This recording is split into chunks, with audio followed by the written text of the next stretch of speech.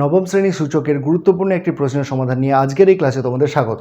দেখে নাও প্রশ্নটা বলেছে সমাধান করো 2^5x + 4 + 2^9 = 2^10।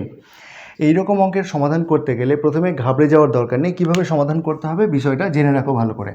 দেখো আমাদের তথ্য দেওয়া আছে এইটা, আমরা লিখছি কি 2^5x + 4 = 2^10 - 2^9 ইমপ্লাই 2^5x + 4। খেয়াল করে দেখো এই দুটোর মধ্যে থেকে আমরা 2^9টাকে কমন নিতে পারি। তাহলে 2^9 যদি কমন নিই তাহলে এখানে পড়ে থাকবে 2^1 অর্থাৎ 2 আর -1 ইমপ্লাই 2^5x + 4 = 2^9 শুধু পড়ে থাকবে, কারণ হলো 2 - 1 মানে তো 1, 1-এর সঙ্গে 2^9 গুণ করলে 2^9ই পড়ে থাকবে।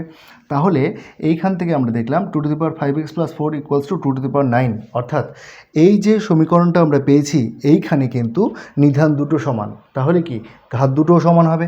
অতএব 5x + 4 = 9 ইমপ্লাই 5x = 9 - 4। ডান দিকে করছি দেখো, তাহলে ইমপ্লাই 5x = 9 থেকে 4 বিয়োগ করলে হয় 5, তাহলে 5 ইমপ্লাই x = 5/5, 5 একে 5 ইমপ্লাই x = 1।